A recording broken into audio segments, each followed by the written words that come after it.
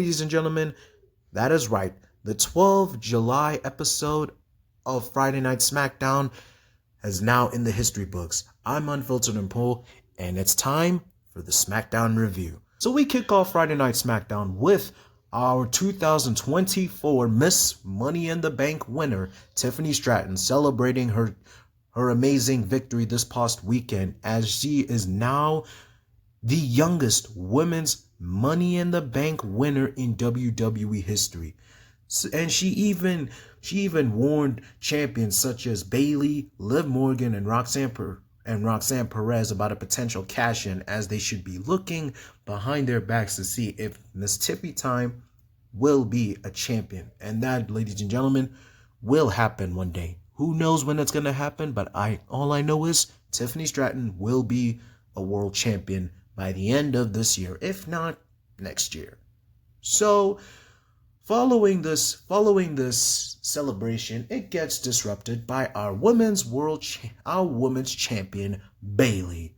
Miss Money in the Bank and the WWE Women's Champion get into a heated promo exchange up until our Queen of the Ring, Nia Jax, comes into the ring and even throws a little bit of jabs to our Women's Champion by even saying that by even calling her BBL Bayley.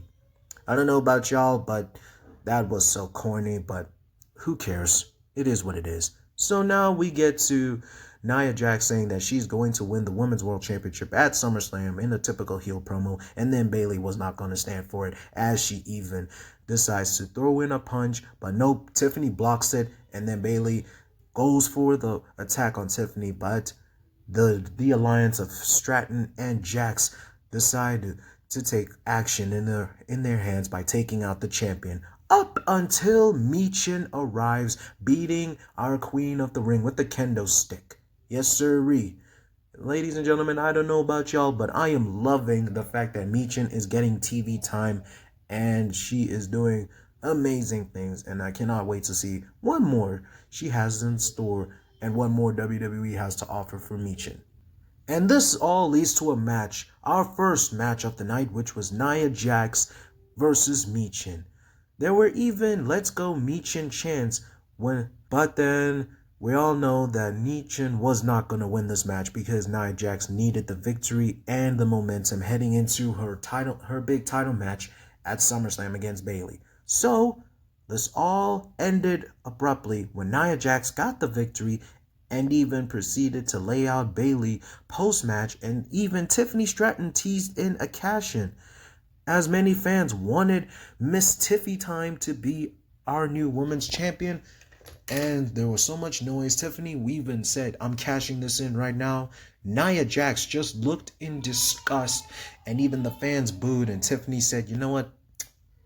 I'm going to back off. You got this one, big girl." So, what I like about this is that Tiffany Stratton knows what she wants, and she is even going to cash in one day. But will it be on Bayley, or will it be on Nia Jax at SummerSlam?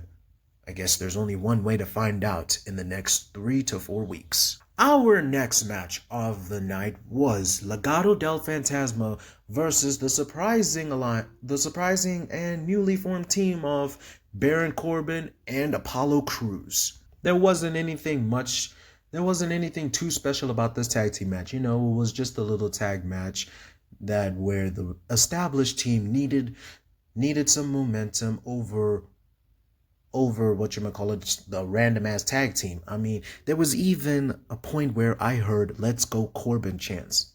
I did not think I was gonna hear "Let's Go Corbin" chants in 2024, y'all. I did not think so. Warcrester really surprised me. Wow, Warcrester. So, let's get to the match, shall we? Legado del Fantasma won after outside interference from Electro Lopez, followed by a V-trigger from Santos Escobar and a wing clipper from Angel to get the 1, 2, 3. Does this mean that Legado del Fantasma are going to possibly be the new challengers for DIY's tag team titles? We are going to get to DIY in just a second. So, does that mean Legado del Fantasma is next in line for a potential tag team title shot? Only one way to find out. Only way to find out is if we see what else they have in store next week. And now we have another promo segment, which consisted of the megastar LA Knight. Yeah. The megastar LA Knight brought a contract with him to the ring. And since LA Knight was the one to pin Logan Paul a couple weeks back to qualify for the men's Money in the Bank ladder match, which he sadly didn't win, LA Knight was granted a shot at the United States Championship at SummerSlam.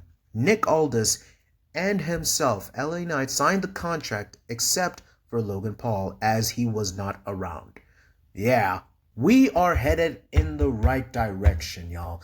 I mean, last year, the Stomp Boys and I were craving for LA Knight to get his moment, whether it was to win the Money in the Bank ladder match last year, he didn't do that. He was going to get a United States title opportunity last year.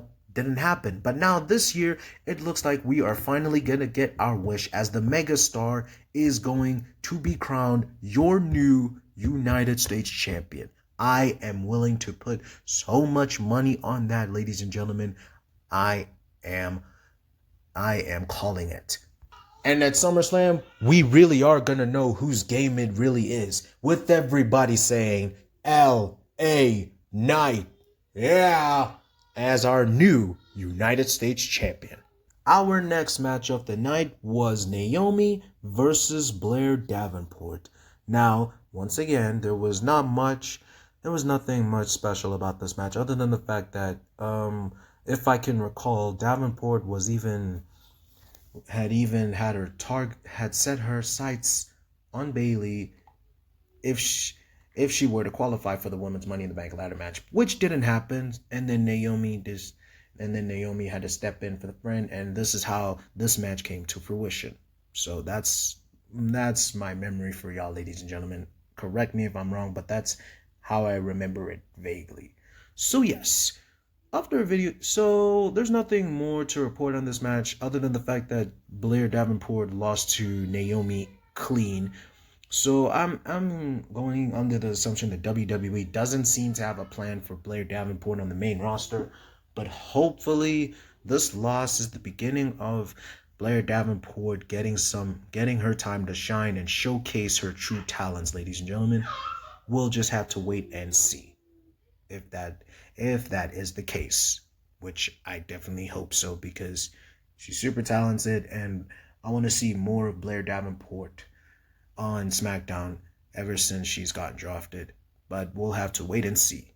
Another thing I should take note of is the vignette of our fake-ass tribal chief, Solo Sikoa, going on another yap session about how everybody should acknowledge him and he is the new head of the table, saying that the Bloodline had all the gold, the OG Bloodline, with the tag titles, the world title, the undisputed titles, and then Roman Reigns had to make sure that it was all the same if he didn't go soft at WrestleMania 40 by losing to our American Nightmare, Cody Rhodes.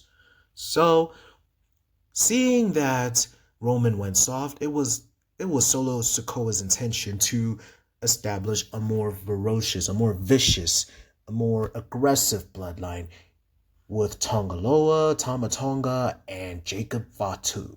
So yes, and in that vignette, we even saw Solo Sikoa pinning our American dashing nightmare, Cody Rhodes, and thus making him the number one contender for the WWE Championship ahead of SummerSlam. Now, yes, I have mentioned that Solo Sikoa versus Cody Rhodes is going to happen at SummerSlam, whether we like it or not. And yes, I know we all would have wanted Cody Rhodes versus Randy Orton, the typical teacher versus student, the protege versus mentor type of thing.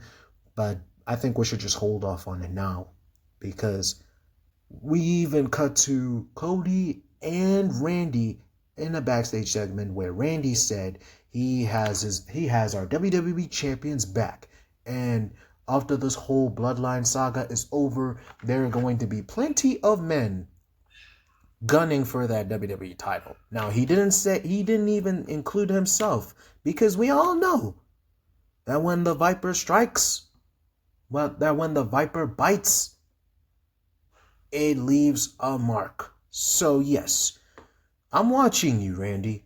I'm watching you. Now that I have gotten the backstage segments and the vignettes covered, let us get to our tag team title match of DIY Tomas versus A-Town Down Under. Now, I'm not gonna lie to you, I was low-key expecting Austin Theory to finally turn face and leave Grayson Waller in the mud. As this has been teased for weeks, the dissension of A-Town Down Under has been teased for several weeks, but it will come to fruition possibly at SummerSlam, maybe. Yeah. So what happened in this match was an overly aggressive Grayson Waller had a miscue with Tommaso Ciampa on a tornado DDT on the apron before SmackDown went to the break. And how this victory came about was that DIY won with the meeting in the middle. Before that, they hit the Shatter Machine. Shout out to FTR, yo. After hitting meeting in the middle, this led to more arguing between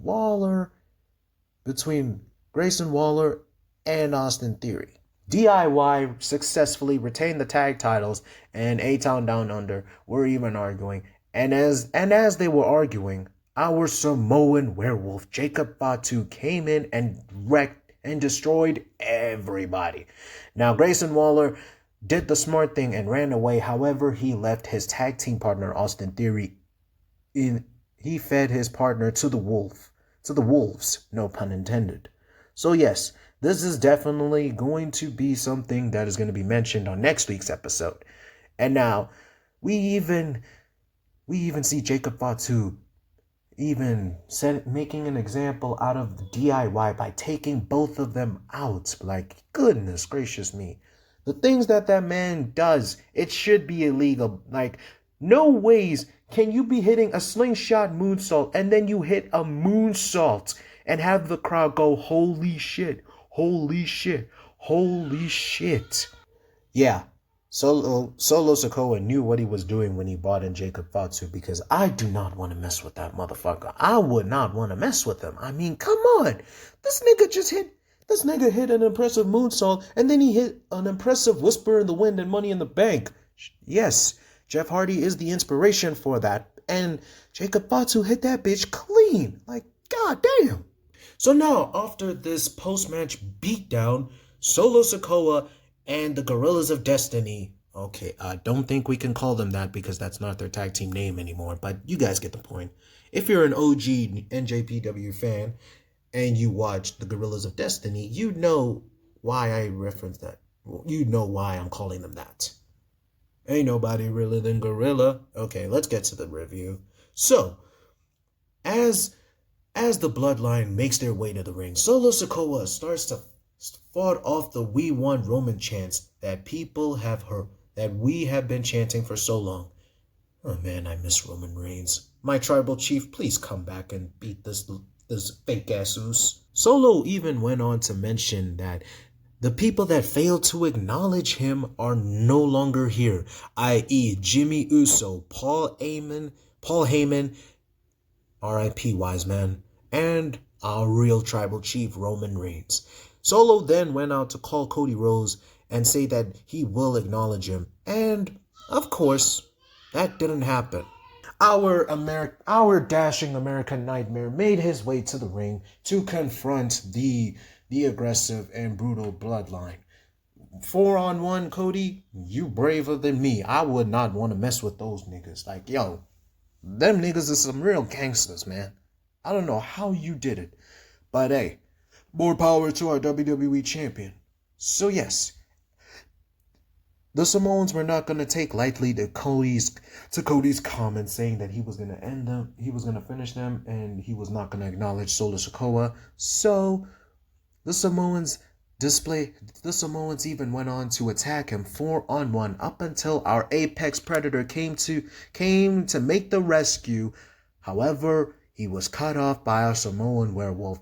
And then the Gorillas of Destiny even pounced on Randy by hitting the famous triple power bomb made famous by The Shield onto the announce table, and then Solo Sikoa would proceed to hit him with the Samoan spike. Now Cody is begging and pleading that Randy Orton that Randy doesn't deserve this. Take me instead.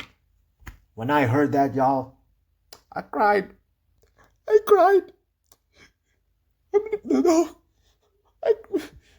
I'm not crying. You are. That melted my heart, man.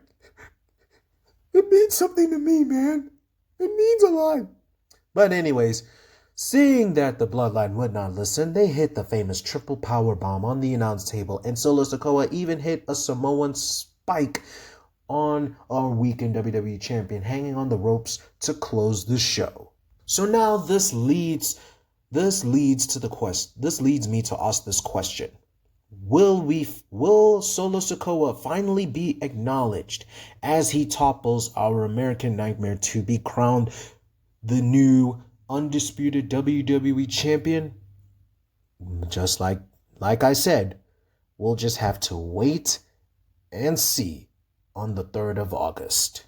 And that is the whole SmackDown review hosted by Unfiltered and Poor. Thank you once again, my Stomp Wrestling family, for tuning in to another review. If you did like this video, stomp on that like button, stomp that subscribe button, and stomp on the bell icon to be notified when your favorite unfiltered Stomp Man appears next on your screen. And if you want to keep in touch with more Stomp Wrestling content, follow us on all our social media platforms. Links are in the description below. Take care. Enjoy your weekend, and I will see you real soon. Ciao.